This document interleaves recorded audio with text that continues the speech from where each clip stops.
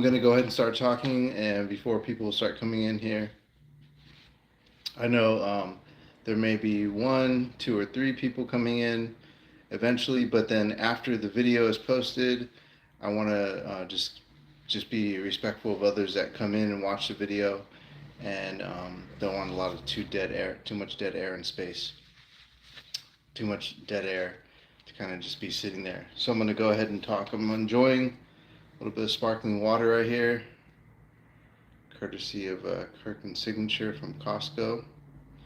I'm wearing my San Francisco half marathon T-shirt, and picture of my beautiful princess right above my head, always in my mind. And I wanted to talk quite a bit, a lot of things I want to talk about, but I want to just basically always keep it in respects to what you guys are thinking of, what is on your mind, and any questions that you have, you are more than welcome to ask me. And I'm just here. I'm just an open book, and I'm willing to answer anything, and always put myself first in just being open and honest about my downfalls and things that I've gone through. I wanted to share some things of why I sometimes speak the way I do and why sometimes I talk on these videos the way I do. And I wanted to share a little bit more insight because a lot of times we just typically hear somebody that's talking, we don't get some information or some background upon them. And there's a couple of things that I've shared with you guys in the past. And hi, how are you? Um, there's some things I've shared with you guys in the past, but there's some other things that I haven't shared with you guys, and eventually I'll share everything with you because I have been honest and forthcoming about everything. Um, so the things that I have shared with you in the past is that I did have a heart attack. I died twice. That two times I died in one day, and then I came in and out of consciousness. That was that. I've shared with you that I went through a divorce. I think many of you have come on here and have gone through some separation or depression or divorce. I've shared with you that I've gone through depression, and I think depression is a consistent battle that I deal with, and I think a lot of people now getting more in tuned and understanding what depression is really all about. I feel like there's a lot of people that are depressed and are just hiding it and just not really expressing it, or have different levels of depression, different areas, and it all stems from childhood trauma. We're going to go into that in just a second. So I've told you some of these things about me in the past. Some of the things that I haven't talked to you about. And maybe you do know, or maybe you don't know. I am full Native American Indian. My father still lives on the Indian reservation. I'm Native American Indian. My mother was on the Indian reservation when she was young, and then she moved to San Francisco and quickly moved to the Bay Area, Silicon Valley, Bay Area. Um, Shortly thereafter, moving from reservation in San Francisco to, I think it was outskirts of San Francisco. I'm not exactly sure, maybe like Burlingame or San Mateo or something like that. And then that's kind of where I grew up at, the Bay Area. And then so one of the things that always kind of intrigued me was sound, music, dance, and communication. And never from like looking at things from a perspective from words or words or literature, or looking at things from perspective of like song lyrics, or people speaking. It always came from like the communication that was not being spoken, the communication that was not being sung through a song, or things that were kind of hidden in literature. And that's what always struck me ever since I was a child, was there's so much communication that is not being said. There's so much interaction, Let me give you a small example of something that just massively intrigued me, just even as a child. Is if you go to somewhere like Africa or China, and you are driving. I don't know if any of you have driven, or any of you are probably from a completely different country, and more not so much the city life, but if you're driving through areas of even in the UK, you there is so much massive chaos on the freeways going on. No one's speaking. There's no words, but there's all this communication going on of how they are intertwining and how things are going on. It's almost organized chaos through nonverbal communication. And that's what always kind of intrigued me is and the more and more I looked at that and the more I kind of I guess self-studied that, it really just it took me to a place of already knowing what people would say or do, already knowing their position before they position themselves, already seeing what was going to happen before things even happened, because I already knew as their position and as their nonverbal communication was being displayed upon their face, either within the classroom or on the sport field, or if I'm like wrestling in a wrestling match, I already kind of knew what and how, where things were going to go. And it just really almost like, I almost made me feel as though like I had to constantly be in a state of less than, or a state of being dummy, like a dummy, because people expected me to, how can I say this? The world expects you to be in the character that they believe you to be in. I see this professor. He's wearing his professor glasses, and he's speaking of science, and he's this, and he's going to walk over here to the, to the table, and he's going to open his book, and he's going to speak, and he's going to introduce himself and talk about wonderful things about science. And it was just, I don't know. It was almost like, for example, it was like just knowing the way things were going to happen before they happened, and just knowing the way what people were going to say before they said. And then I started playing with it was just almost kind of like brainless movement throughout the earth for a long, long time. I started to come to this point where like things are just stale, because I just know everything that's going to happen, what's going to said. I know this conversation I'm going to have with this person that I run across. It's the same old conversations and things and this and that, and it's just like life is just boring. But there's things that intrigue me and things that excite me, and it's just really getting into the arts and being creative and exploring, be it with your body, like searching for things, or just with music. And it brought me to a point of wanting to know more about psychology. It wanted me to I was basically at a point where I wanted to learn a little bit more in depth on how people thought and the area that they were going in, why people were successful. There was certain things that led them up to that particular point, because there was always things that led things up to a particular point in your life. What led you up to having a heart attack? What led you up to going through a divorce? What led you up to this? And we all talk about and I'd say, I guess, in the area of divorce and separation or depression, we talk about, I can't believe this happened, or I was blindsided, or I can't believe this is happening to me. When if we just looked at it logically, and I felt like for me, it was like, well, if I just logically looked at the situation and how I got to this particular point, and how horrible I was done wrong in my separation, my divorce, oh well, actually, if I really think about it, it's as clear as day. I mean, that was all going to happen, and if I looked at it clearly enough, yeah, that's how it was going to happen. That's the path I took, and that's the path that we took together as a couple. It was the wrong path because we ended up separating or divorced. And so it was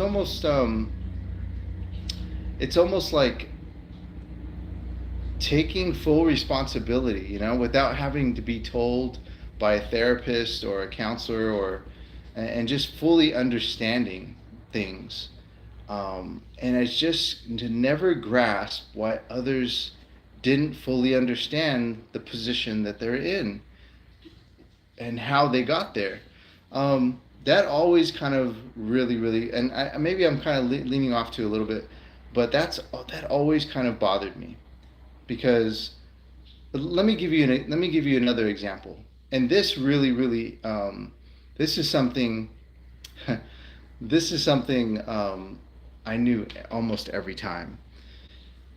My last ex girlfriend, I have a new girlfriend by the way, and she's like, whew, like night and day, just huge difference.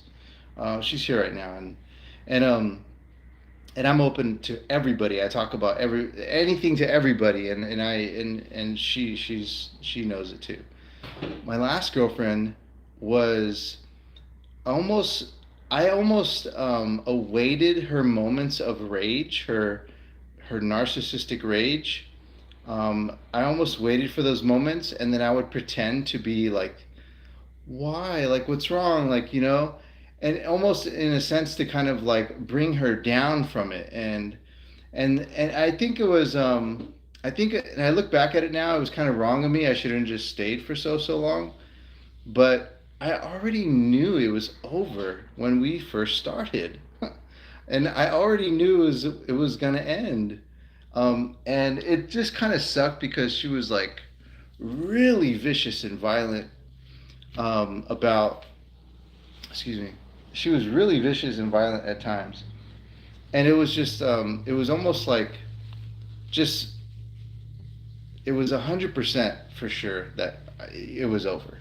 And I said, "This is temporary. This is a temporary relationship, clear as day. Ain't gonna be lasting. As clear as day." Disappeared too often, and just would just blow up about. I found myself saying this so many times. What? What? Why are you so angry? What happened? I would say that so many times. I also knew when it was over, but I was in denial. Thank you for commenting. I appreciate that, Lizier. Um, I think a lot of us are in denial. A lot of us are in denial, and we don't want that to happen. We don't want to lose our children. We don't want to lose this relationship.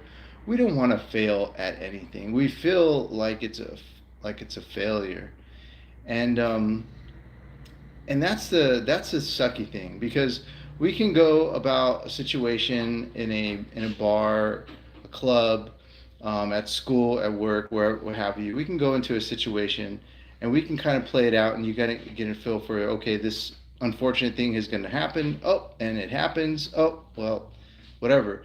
But we don't want to have it of loss. We don't want to feel at loss of things. And that actually brings me to bring this up. The reason why we feel at loss and we're so attached to more so a relationship than anything, and where we've gotten to the point where we're hurting so much because we are broken from this relationship or this marriage or this or our children, we're just broken so much, is because we attach ourselves so much. And not to discredit it, it's okay to attach yourselves to this person that you love, that you care about. But again, we have to go into these relationships. As much as I would say that I love my girlfriend right now, like I love her and I care about her a lot. As a human being, she is a good woman, and she's a good mother, and I just see these great qualities in her. But as much as I feel this way for her, I can't attach myself to her as if though I possess her or she's mine. Now, let's not get it wrong. I hate it when people used to say, well, I'm not, you don't own me, you're not my possession. It's not that at all what I'm trying to say. Um, what I'm saying is that we have to appreciate and respect love for what it is. So, for example, like this right here is love, okay? And this is a separate entity than me. It, it's not a part of me. It's not like an ear or a nose or something like that. It's not a part of me.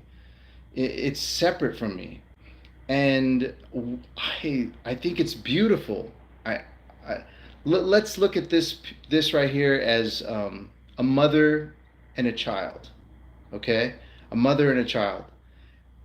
You, as a man or a woman, you growing up on Earth, you saw a mom and a child, and you said, that's so beautiful. A mother and a child. That right there is love. Okay, and you go to the store and you see a child and a mother, and the child reaches up to the mom, and the mother just picks him up. Oh, come, hi, you okay? I love you. And you see that love cultivating. It's it's moving. It's cultivating. And you see that love, and you look and you say, oh, that's love. You respect it for what it is. You appreciate it for what it is, right? Now, in no way, shape, or form would anybody want to go over there and harm that love, right? I think I speak for all of us that if we ever went over there to go harm any portion of that love, like that would be completely wrong, but just unhuman. It's not right. Okay, so we respect it from a distance. We appreciate it. We honor it by giving it its space, and we appreciate and respect it for what it is. Okay? But I can't go over there and I can't pick up that love and say, oh, I love this so much. This mother and this child, this is mine. It's mine. I can't do that. It doesn't belong to me. So, so when we look at love as a separate entity than us, and we can learn to appreciate and respect it for what it is, for that it's not part of me, but it is, and it lives and breathes on its own, and it can cultivate greatness from its own. That alone right there is the most purest of love that you can have for something or someone.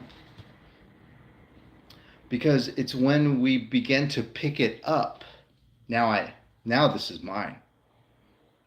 This love belongs to me. But now I have a responsibility for it. And my arm is hurting. I have to hold it up even higher. And then I have to. It is, man. And thank you. I appreciate you commenting. Thank you so much. I appreciate that. And now I have to take the responsibility for holding this up. And I have to also deliver the love that I feel that it needs.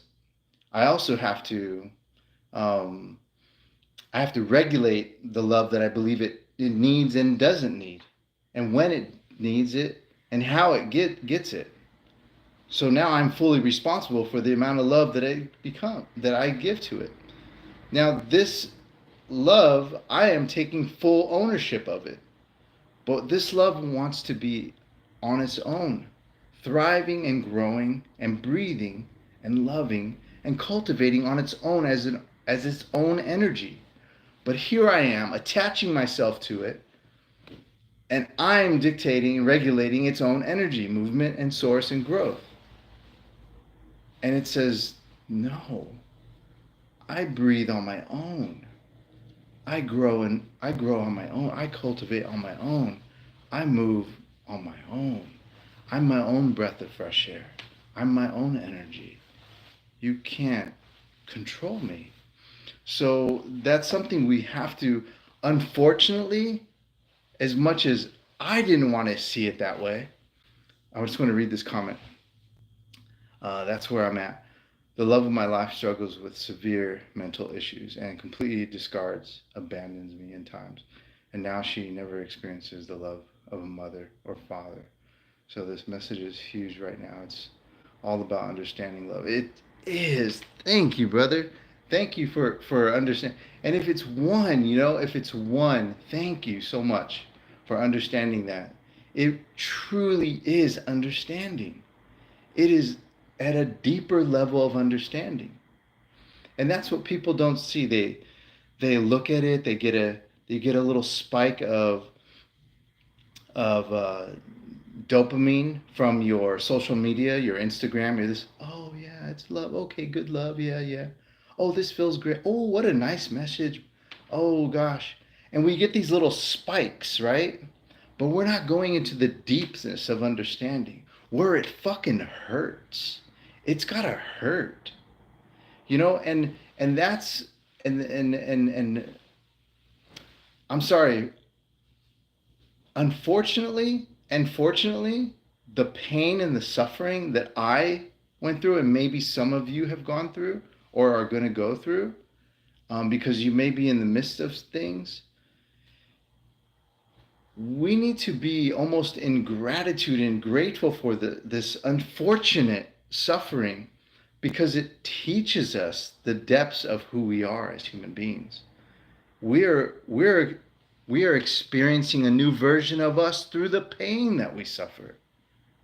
We are experiencing a new version of us through the pain that we suffer. Was life meant to be just floating and on a on a silver spoon, or every day to be as beautiful as can be? Sadly, the muscle must tear in order to pick up the weight. That's how it grows. So our mind must be in agony and pain in order to understand defeat and to continue to grow. It's it's a sad thing, but we've created a society of weak men, you know, of of weak, and myself included. Put me first. Uh, I've looked back at now, and many times when I've spoke, and I thought, wow, what a fucking bitch I was. A real, like, little bitch. And I look at myself now as a man, and I just say, I can't be mad at that child that didn't understand. It was through understanding that I helped, now I know. And so I'm even there's a better version of me now today, right? Completely agree. I was such a wimp. Yeah, and we can call it all these different names, a wimp, a simp, a this and that. And we've all played through that. And that's one of the things that I want men that watch my channel, and even some of the women. So these words, right, we use, right? Like simp, wimp, or I call myself a little bitch when I look back at myself. We look at these things and we can't really put these harsh labels on them, because then it's only these things grow. This is negative energy that grows, right? We have to look at it and see, oh gosh, that's sad. But now I'm a better man for the suffering I created for myself. And so the best thing that I can become, the king that I can become, the better man that I can become, is to speak to others and tell others that you don't have to hate yourself. And we don't have to grind the mortal and pestle into these other men. You must be stronger. You got to grind your. We don't need to be doing that. We just need to be flat out very simple and have the respect for other human beings, that they have the know-how and the knowledge to get it. That direction was the wrong direction. Go that way. It's very simple. Stop attaching yourself to women. Stop attaching yourself to your outside things. Your shoes, your clothes, your this, your that. You got to imagine that you're coming out of the blocks, and sometimes you do have to imagine that you're coming out of the blocks in the Coliseum with the fucking lions just waiting to fucking eat you to shreds, because what's his name is right across from you and just wants to just rip you apart with those thorny chains. You gotta imagine like none of that other shit right here, that face cream and shoes and my running suit, none of that shit matters sometimes. It's the character of the man that you are and how you represent to yourself when you get up in the morning. You got to stand up and look at yourself, and I'm not going to react to, oh my God, like this dramatic reaction like a bitch. We have to be, look at things logically, and not be so dramatic and so like sensitive to things. You know, it's simple. Thank you. Only becoming more self-aware, emotional being from this. Um, Thank you. Let's see. Yeah, and that's okay. That's okay. I totally get it. And oops, let me do that again. There it goes. Um, I totally get it, and I did too. And you know what? Put me first. I've done that where I've been like, I'm like crying, and I'm like looking at a woman like, why, like why, and you're just so angry. And I got to tell you, there is nothing wrong with being angry. There is nothing wrong with being angry.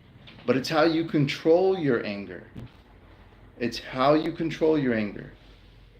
Control it. Like if it's a vicious dog, right?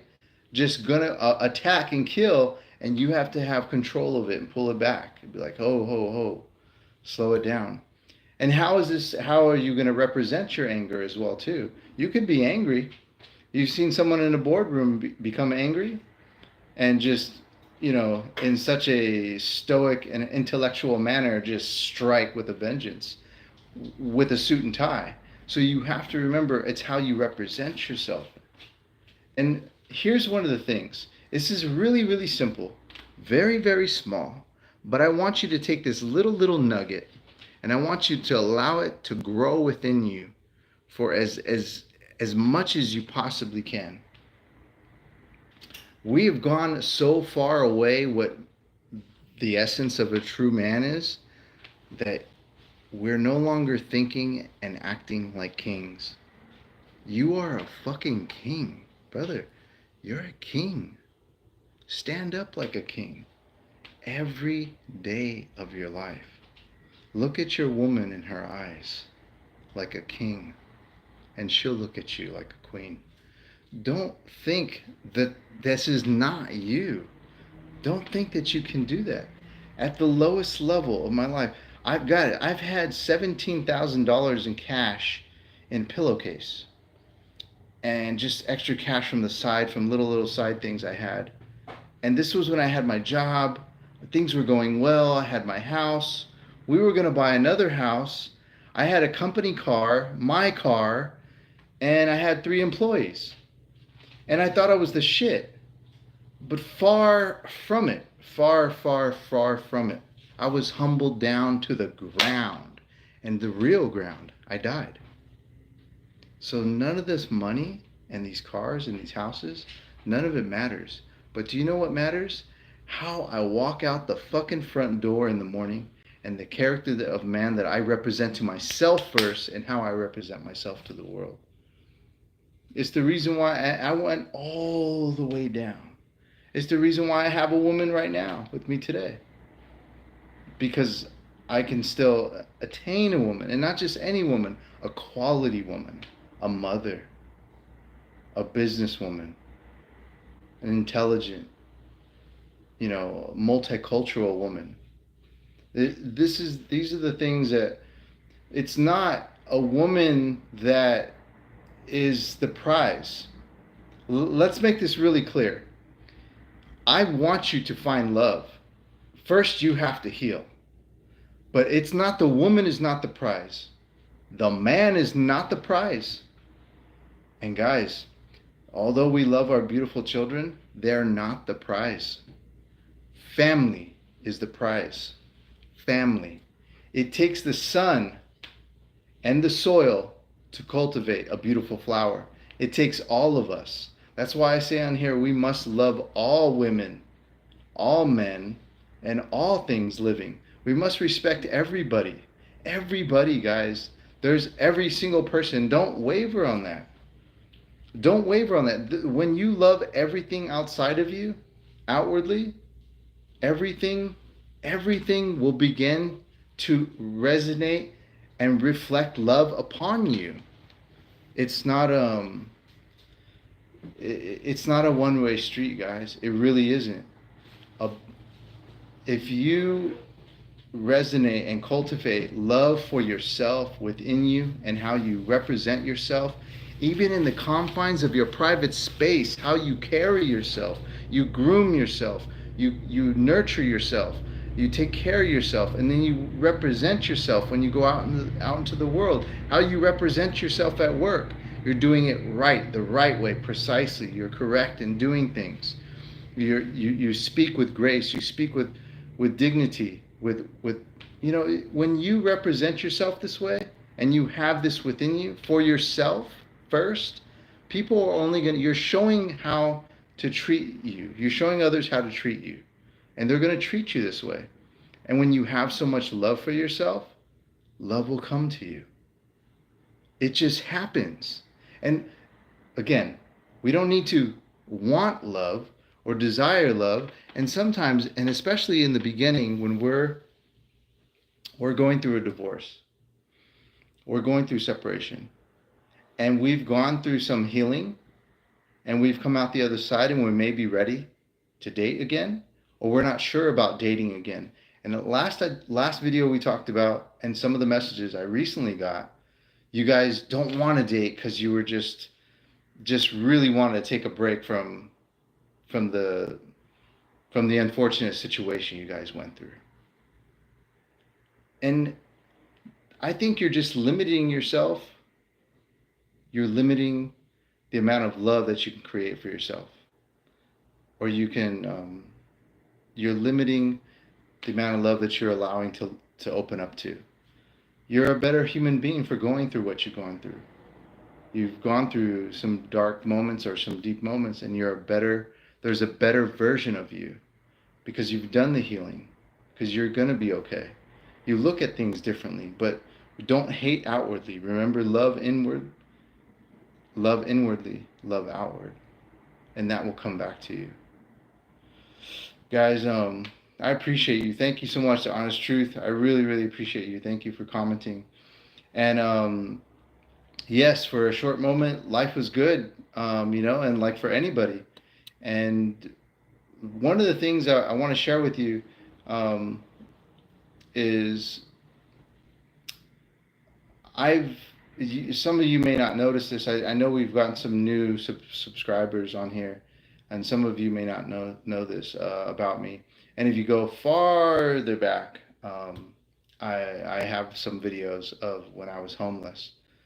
I was homeless for a short amount of time, and it was really difficult for me, and I wanna thank you guys, because you guys were there for me when I needed you. And YouTube was there for me when I needed you. I actually had no one to talk to, and I chose it to be that way because I didn't really want to talk to anybody anymore, because anything just flickered me off to want to kill myself, and I was done. I just couldn't take it anymore. I couldn't take the pressure anymore from just having to rebuild and recreate and everything. And I did. I rebuilt, and I tried to rebuild my business again. I tried to, if men could get full custody of their children, divorce rate would be decreased tremendously. Hell yeah, it would be. Hell yeah, man. I believe that 100%. And some men get full custody, but I mean, these guys are like, it's just got to be like a really, really different situation. And God, I just hate those men. Before I leave you with this, don't be that guy hating on another brother. Don't hate on another brother. I cut off everyone off in my life, but they don't understand. I don't want any friends right now. I want to be alone. Yeah, Elysier, I was there, man. I was there for years. I didn't want to talk to nobody. I even cut my own brother out of my life, and he still to this day can't understand why I don't talk to him. I really wanted to cut everyone out of my life. I was angry at the entire world for the whole situation. And one thing I wanted to share, what I was just about to say, was don't hate on another man. Today's Friday night for me. I don't know what time it is for you, but when you go into the weekend, I want you to realize something. There's a lot of us guys out there that are single fathers that are there for our children on the weekends. You'll see a lot of single fathers with their kids on the weekends. And they're picking up their kids on the weekends, and I recognize them. I know who you are. I see you. And man, I make the extra effort to smile at guys. How you doing, brother? What's going on? I make the extra effort, to be friendly, to be kind, to be respectful. Get out of the way. No, you please, you first. Here, let me get the door. You got the kids. You know, I make the extra effort. Be that guy. Be cool. Stop creating anger where you're just angry at everybody. That dude looked like the guy that she slept with, or this motherfucker been fucking with me at work. I'm just like, I just had it. Like I'm heated. Like I've been through too much shit. I'm about to get off with this guy. Like you can't be this way. You can't be this way. I don't care how fucking hard you are. You can't be this way. This is not the way. This is not the way. Peace is the way. Peace. Peace is the way. No matter where you're from, no matter who you are, no matter what we've been through, start creating peace in your mind and peace in your body. Feel it, think it, practice it. Best practices. Here's a little small practice I want to share with you. Here's something I want you to take away, okay? If you're still angry and you don't want to talk to anybody, and you got the chip on your shoulder, fuck, motherfucking, you got this chip on your shoulder. I want you to do this. In the pelvis area is where we recreate life for men and for women, right? So it's the I am area, the I am. I am strong. I am beautiful. I am courageous. I am wealthy. I am healthy. It's the I am. It's the creation of who you are, the I am, in the pelvis region. And then in the stomach region, it's the I feel. It's where you feel when you eat something.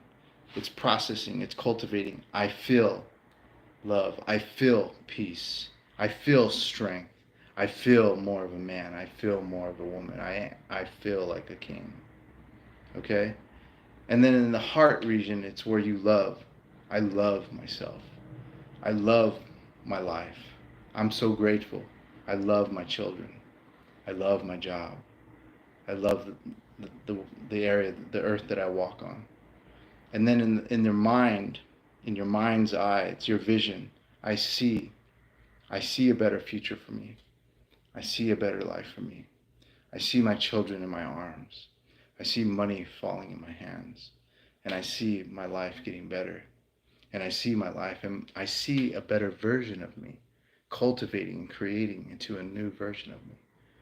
Again, the I am in the pelvic region is where it's created. You are created. The I feel in your stomach region. Okay? The I love in your heart region. And the I see in the mind's eye. All right, guys. I want to say good night to you. I love you with all my heart. I love you. I don't care where you're from. I don't care who you are. I don't care when you see this. I just want you to know that if I don't know you, I know you're going through a difficult time. I love you so, so much with all my heart. I don't care. I love you, brothers. I love you, my sisters. No matter if you're young, you're old. There's nothing that can hold you down. The power of your mind is greater than than the situation that we went through. And you're gonna believe you're gonna get out of this. You're gonna get out of this, whether it be in your mind or your financial situation, your living situation, your relationship situation. You're gonna get out of this. Whatever you feel, don't never feel like your back's against the wall. You get up off that ropes and fight. Fight for your life to become a better human being. Okay, create love in your mind, in your heart. Cultivate that within the privacy of your own space, and become that, and just become that new version of you. There's greatness inside of you. I love you. And you know what? There's nothing more beautiful than you transforming into a better version of yourself. And your children will see this and want to become this. Show them and represent to them the best version of you so they can want to become this. I love you guys so, so much. I love you. I love everything about you, the good and bad. Let it all go and become that better version of you. Take care, guys. You guys have a good night. I'll talk to you again soon. Bye-bye.